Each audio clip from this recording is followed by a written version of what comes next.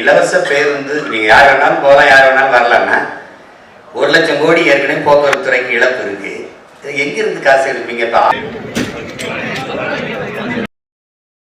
ஒரே கை முதல் கையெழுத்து நான் முதலமைச்சராக கையெழுத்து தான். எனக்கு ஒரு 100 இது இருக்குது, 100 இது இருக்குது. உங்களுக்கு தெரியுமில்ல, உங்களுக்கு எல்லாத்தையும் சும்மா சொல்றத முதல் கையெழுத்து அப்படி ஒண்ணு. அது எது அன்னைக்கு அந்த தேவையே இதுதான். உங்களுக்கு தெரியும், 100 கையெழுத்துல தான் சரி செய்ய முடியும். அதுல ஆக சிறந்ததா நான் நினைக்கிறது, இந்த நாட்டில் பசிச்சு கிடந்தவைங்கிற முறையில பசிங்கிற சொல்லு இல்லாம நான் ஒழிக்கணும்னு நினைக்கிறேன்.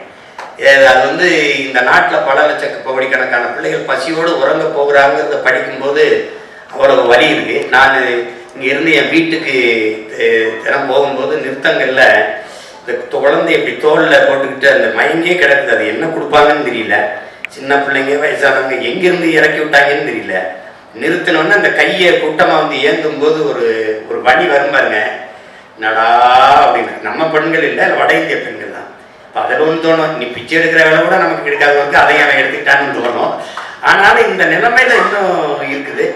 பிச்சைக்காரன் சுவிப்பு மிஷின் எடுக்கிற பிச்சை போட்டு காட்டுவேன். நான் கற்றுக்கேன் அந்த காட்சியை. அது பிச்சைக்காரன் சுவிப் மிஷின் பிச்சை எடுக்கிறத வளர்ச்சின்னு காட்டுது. நான் பிச்சைக்காரனே இல்லாத ஒரு நாட்டை படைக்கிறது தான் வளர்ச்சின்னு நினைக்கிறேன். அது ரெண்டு முரண்படுது. என்னுடைய பிள்ளைகளுக்கு கல்வி ஒரு சுமையா இருக்கக்கூடாது, அது கனவா போயிடக்கூடாது. நீ என்ன கல்வி நினைக்கிறியோ மருத்துவமா படி, நீ பொறியாளரா படி, அது எந்த வாய்ப்பையும் அரசு செய்யும். ஏன்னா நான் சொல்றேன், ஒட்டுமொத்த நாட்டு பிள்ளைகளும் என் நாட்டின் செல்வங்கன்னு அதை தூக்கி கொண்டு போகணும். அதுக்கப்புறம் மருத்துவம் உயிர் காக்கும் மருத்துவம் எல்லாருக்கும் சரியா சமமா தரமா இருக்கணும்னு நான் நினைக்கிறேன். எனக்கு தெரிஞ்ச கம்யூனிஸ்ட் கட்சி எங்க ஐயா காப்பாண்டியன் நல்லகண்ணன் தவிர அரசியல் தலைவர்கள் யாரும் அரசு மருத்துவமனையில படுத்ததா எனக்கு தெரியல. உங்களுக்கு புரியுதுன்னு நினைக்கிறேன். அந்த மாதிரி ஒரு நல்ல ஆட்சியை கொடுக்கணும்னு நினைக்கிறேன். அப்போ ஊழல் லஞ்சத்தை விட்டு உண்மை நேர்மையான நிர்வாகம் அது கொண்டு வரணும்னு நினைக்கிறேன். இப்போ எனக்கு உங்ககிட்ட சொல்றதுக்கு என்ன, என் தலைவனுக்கு ஒரு கனவு இருந்தது. 200 ஆண்டுகளுக்கு பிறகு என் இனம் எப்படி வாழணும்ட்டு அந்த கனவு எங்களுக்கு கையளிக்கப்பட்டிருக்கு, எனக்கு கடத்தப்பட்டிருக்குன்னு வச்சுக்கிறதுல. அதை எப்படியாவது அவர் கனவை அந்த நிலையில எந்த ஒரு இடத்துல நிறைவேற்றி காட்டிடணும்னு நினைக்கிறேன். ஒரு தடவை ஆட்சியில நீங்க வாழ்ந்து பாருங்களேன், என்னடா இவ்வளவு வேலை செஞ்சிருக்க முடியுமான்னு தோணும். இவ்வளவு பண்ணிருக்க முடியுங்களா? இந்த தண்ணீரை எப்படி சேமிக்கிறேன், சாலை எப்படி போட்டு பராமரிக்கிறேன், இந்த கழிவுநீர் மழை நீரை எப்படி எடுத்துட்டு போறேன். ஒரு தடவை வாய்ப்பு கொடுத்தா தெரியல, சொல்லிட்டே இருக்கேன், நான் நல்லா விளையாடுவப்பா, நல்லா விளையாடு, ஒரு தடவை இறக்கி விடுங்க விளையாடாங்கிறேன். அதனால முதல் நீங்க சொல்ற கையெழுத்து உண்மையிலேயே நாட்டுக்கு மக்களுக்கு எது முதன்மையானது அவசியமானது பார்த்து போடுவேன். முதல் திட்டத்துல போடும். என்னை நீங்க எடுத்து பார்க்கணும். ஒரு பின்புலம் இல்லாத ஒரு எளிய மகன், சாதாரண மகன், ஒரு இக்கட்டான சூழல ஏற்கனவே அதிகாரத்தில் இருந்தவங்களை எதிர்த்து வந்த 260 வழக்குகள் என் மேல இருக்குது. இப்ப இவ்வளவு இதுக்குள்ள போய் இந்தியாவை யார் ஆள்றது அப்படிங்கும்போது தம்பி அண்ணாமலை அவர் தலைமையில ஐயா மோடி பிரதமர்னு ஒரு கூட்டணி அமைச்சுக்கிட்டாரு. ஐயா ஸ்டாலின் அவர்கள் இந்தியான்னு ஒரு கூட்டணி வச்சுக்கிட்டாங்க, அவங்க காங்கிரஸ் கட்சி. ஐயா எடப்பாடி, இப்போ நான் 4வது இடத்துல நிற்கிறேன். எனக்கு என்னுடைய பழைய சின்னத்தை எடுத்துட்டாங்க. பல முறை நான் கொண்டு போய் சேர்த்த சின்னத்தை கடைசியாக ஒளி வாங்கி இந்த மைக்குன்னு ஒரு சின்னத்தை கொடுத்தாங்க. அதை வச்சுக்கிட்டு நான் என் பிள்ளைகள் யாரும் தெரிந்த வேட்பாளர்கள் இல்லை, புதுசு 36 லட்சம் வாக்குகளை எனக்கு போட்டு ஒரு முழு இசைவு பெற்ற அங்கீகாரம் பெற்ற ஒரு கட்சியா எனக்கு கொண்டு எனக்கு கொடுத்துருக்காங்க. ஒரு சின்னத்தை திருப்பி எந்த சின்னத்தை இழந்தனோ அதே சின்னத்தை திருப்பி எடுக்கிறத ஒரு கொண்டு வந்தாங்கன்னா, அப்ப என் மக்களுக்கு ஒரு தேடல் இருக்கு. இந்தியாவை யார ஆளுறதுல என்னை தேடின மக்கள், தமிழ்நாட்டை யார ஆளுறதுங்கிறதுல என்னை தேடாம இருக்க முடியாது. என் பெட்டி, என் சின்ன இதுவரைக்கும் 3வது பெட்டி 4வது பெட்டியில இருந்திருக்கு. இப்ப அது முதல் பெட்டியில இருந்தே ஆகணும். ஏன்னா அது பதிவு செய்யப்பட்ட கட்சி இல்லை, அங்கீகரிக்கப்பட்ட கட்சி. அப்படிங்கும் போது உழவர் குடிமகனை மறந்துட்டு ஒப்பிட்டவரை உள்ளளவு நினைக்கிறான். உணவிட்டவனை ஒரு தடவை உயிரா நினை, அவனை ஒரு தடவை நன்றின்னு தோடு, அவனும் வாழ்வான் நீயும் வாழ்வாயின்னு கேட்டு அந்த அதுதான் கொண்டு போய் சேர்க்கறது தான் எங்களுக்கு இருக்கிறது. எங்களுக்கு நீங்க தான் எங்களை கொண்டு போய் சேர்க்கணும். அதை நீங்க செய்வீங்கன்னு நம்புறேன்.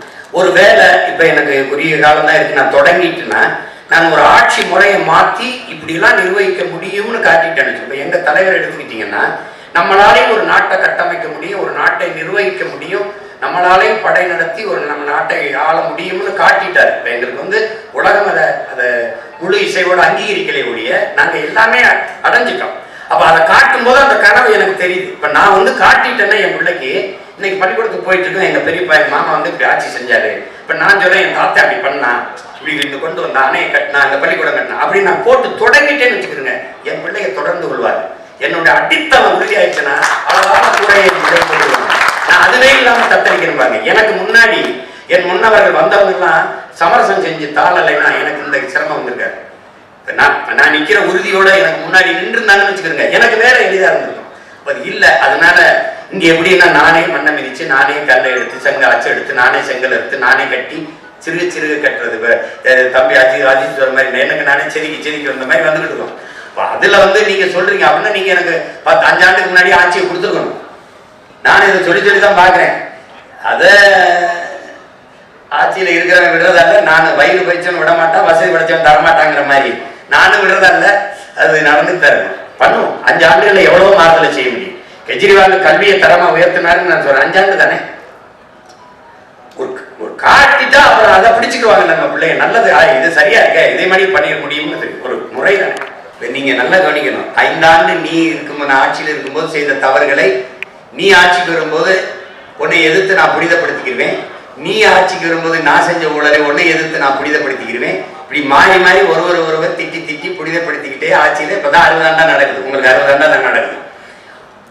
உங்களுக்கு ஊழல் லஞ்சம் செய்ய வேண்டிய அவசியமற்ற நிலைக்கு தள்ளிட்டீங்கன்னா அது நடக்காது.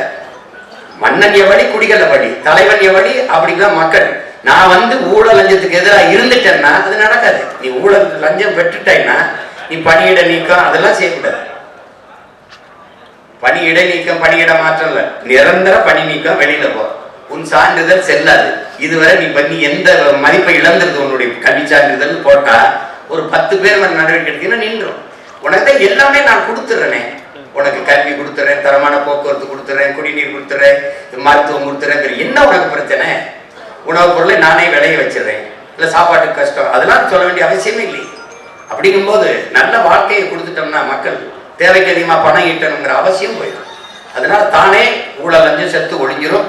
அந்த ஊழல் லஞ்சம்ங்கிறது அது எப்படி தடுப்புன்னா வெளிப்படையான நிர்வாகத்தின் மூலமா. இப்போ இந்த சாலையை போட 500 கோடி ஒதுக்கி இருக்கேன்னா 500 கோடி ஒதுக்கி இருக்கேன்னு தெரியும். உங்களுக்கு ஒவ்வொரு முறையும் அந்த தகவல் வந்துகிட்டு இருக்கு. உங்களுக்கு புரியுதா? உங்களுக்கு தெரியாம திருட முடியாது. டென்மார்க் இந்த வெளிப்படையான நிர்வாகத்தின் மூலம் ஊழல் லஞ்சமற்ற நாடா இருக்கு. நியூசிலாந்து வெளிப்படையான நிர்வாகத்தின் மூலம் நல்ல நிர்வாகம் செய்யற நாடா தெரியும். அப்ப அந்த நிர்வாக முறையை நம்ம பின்பற்றுவோங்கிறோம். இலவச பேருந்து நீங்க யார் வேணாலும் போகலாம், யார் வேணாலும் வரலாம்னா 1 லட்சம் கோடி ஏற்கனவே போக்குவரத்து துறைக்கு இழப்பு இருக்கு. எங்கிருந்து காசு எடுப்பீங்க? இப்ப 6 எரிகாட்டு கொடுக்குறேன்னு சொல்றாரு தம்பி. அது எங்கிருந்து வாங்குவீங்க? எந்த காசுல இருந்து வாங்குவீங்க?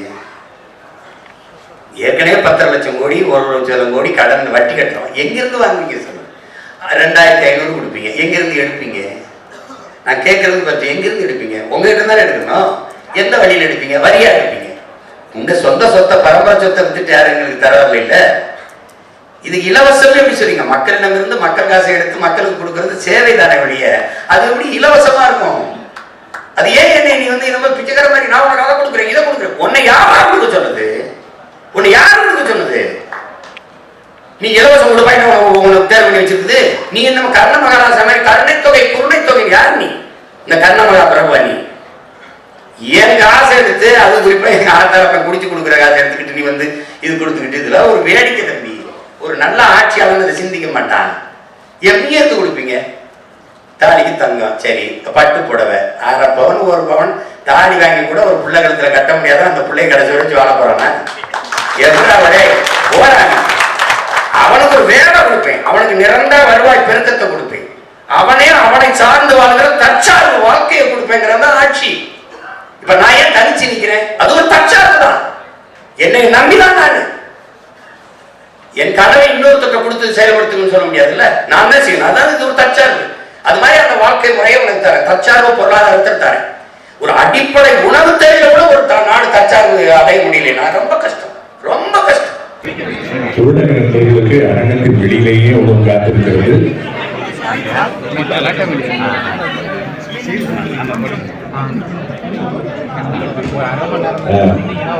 ஊடக உணவுகளுக்கு உணவு காத்திருக்கிறது, சாப்பிட்டு விட்டு செல்லவும்.